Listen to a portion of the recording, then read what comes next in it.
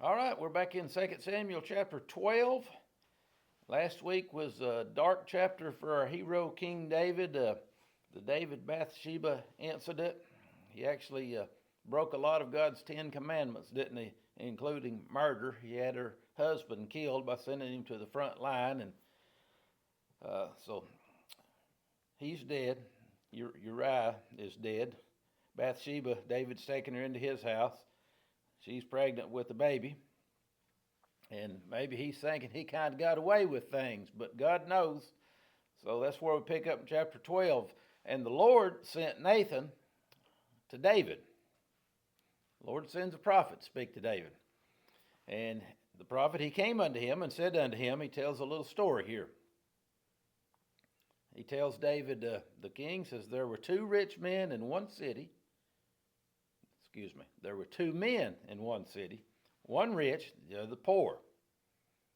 The rich man had exceeding many flocks and herds, but the poor man hath nothing save one little ewe lamb, which he had bought and nourished up, and it grew up together with him and with his children, and did eat of his own meat, and he drank of his own cup, and lay in his bosom, and was unto him as a daughter. It was the family pet.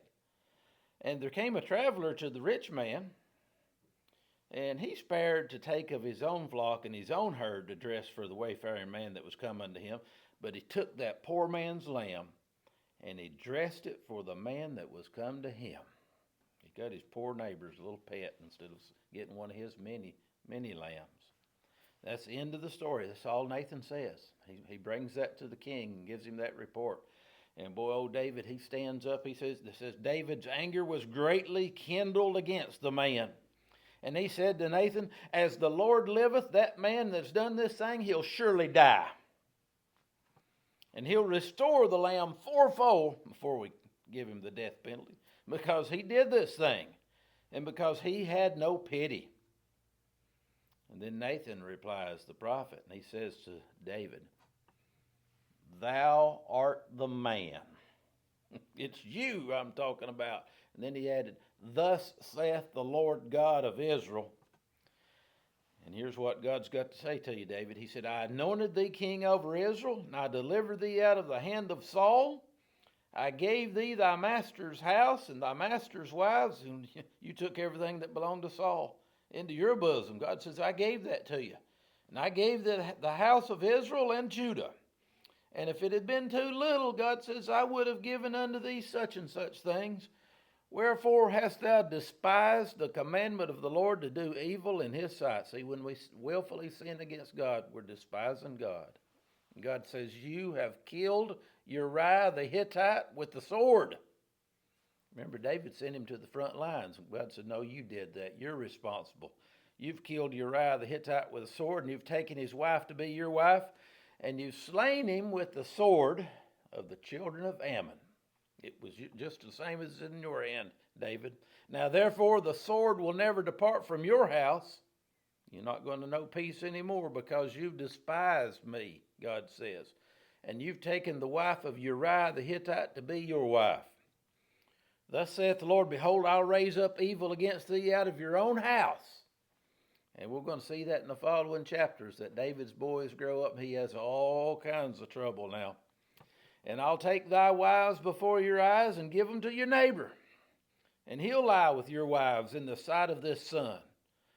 For God says, because you did it secretly, but I'm going to do it openly. I'll do this thing before Israel and before the sun. And David said to Nathan, I've sinned against the Lord. And Nathan said to David, the Lord's also put away your sin. You're not going to die. That'd be too easy, David. But it also says here that the Lord's more merciful than David was. Howbeit, because of this deed, you've given great occasion to the enemies of the Lord. You're supposed to be God's man. They've seen this, and that gave great occasion to the enemies of the Lord to speak ill of God's people.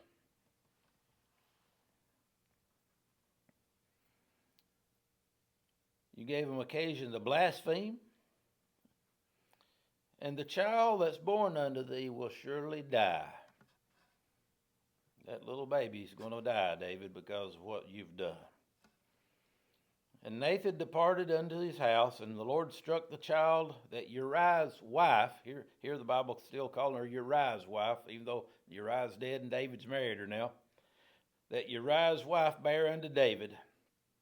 And that little baby, it was very sick. David therefore besought God for the child. Now David's admitted that he's sinned. Now David's praying. He's praying for that little baby. And David he's fasting, and he went in, and he lay all night upon the earth. He's praying and he's fasting. And the elders of his house arose and went to eat him, to raise him up from the earth, but he would not, neither would he eat bread with them. As long as that baby's sick, he's going to pray and going to fast for it. And it came to pass, on the seventh day, he's been sick for a week now, that the child died. He's praying and he's fasting, but the little baby still dies. And the servants of David feared to tell him that the child was dead, for they said, Behold, while the child was yet alive, we spake unto him, and he wouldn't listen or hearken to our voice. How will he then vex himself if we tell him that the child's dead? But when David saw that his servants whispered, David perceived that the child was dead. Therefore David said to his servants, Is the child dead? And they said, He's dead. Then David arose from the earth. He washed and anointed himself and changed his apparel. He got dressed and bathed and cleaned up. And then he came to the house of the Lord and he worshiped. He went to God's house and he worshiped. Then he came back to his own house. And when he required or asked for it, they set bread before him, and he did eat. He's ready to eat something now. Then said his servants unto him, What thing is this that thou hast done? Thou didst fast and weep for the child while it was alive, but when the child was dead, you didst rise and eat bread. And David said, While the child was yet alive, I fasted and wept. For I said, Who can tell whether God will be gracious to me that the child may live? God had already told him through Nathan, or Nathan told David what God's will was, that the child was going to die. But David said, as long as he is alive, so I'm still going to pray and I'm going to fast. Maybe God will change his mind. Maybe God will be gracious to me. But verse 23, he says, But now he's dead. There ain't no need in fasting and praying for him no more. He's in God's hands now. Now he's dead. Wherefore should I fast? Can I bring him back again? I'll go to him, but he'll not return unto me. Those have actually been words of comfort to people who've lost children. They recognize that, hey, through Christ, I can go to them, but they'll not come back here to me. Verse 24, so David comforted Bathsheba, his wife, used to be Uriah's, and he went in unto her, and he lay with her, and she bare a son. So she gets pregnant again, and they name him Solomon, old King Solomon. And the Lord loved him, and he, the Lord, I think, sent by the hand of Nathan the prophet. Nathan went to see the baby, and he gave him a special name from God too. Solomon says, I'm going to call him Jedediah, because of the Lord. And it actually means, Jedediah means beloved of the Lord. God loves him. And that takes us to the end of that story about the babies there, where King Solomon comes into the world. And it also shows us the graciousness of God, that the Messiah eventually came down through the line of Solomon, and which means also came through that union with David and Bathsheba. So we get to verse 26, because meanwhile back at the war, and General Joab's out there still fighting. Joab fought against Rabbah of the children of Ammon, and he took another major city, the royal city. And Joab sent messengers to David and said, I've fought against Rabbah, and I've taken the city of waters. Now therefore gather the rest of the people together and encamp against the city, and take it, lest I take the city, and it be called after my name. You've seen this before. Joab was totally loyal to King David. He says, if I go in now and do the finish off of it, says everybody be looking at me. But David, you bring the rest of the people and you take it. You're king.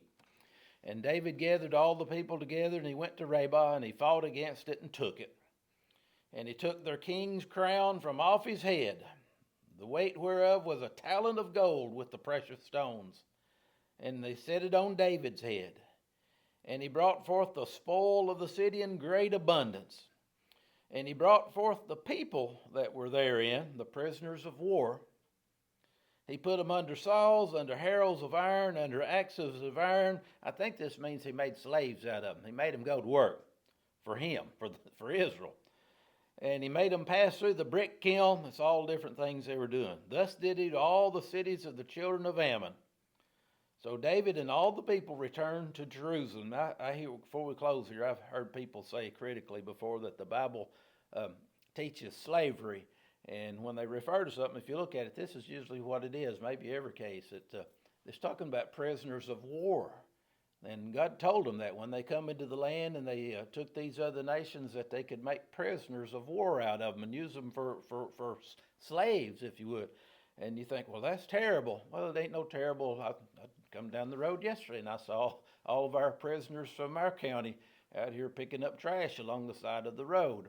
Or World War II in Tellico Plains, we had a German camp where we took the prisoners of war there, and they used them go out and cut timber and do things. So, it's just a common practice that you do with prisoners. In fact, if I was a prisoner, I'd rather have them send me out to pick up trash or cut trees than to lay there in a cell all the time, wouldn't you? But when you see somebody talking about the Bible teaches slavery, that's usually what they're talking about. We'll see you next week, chapter 13.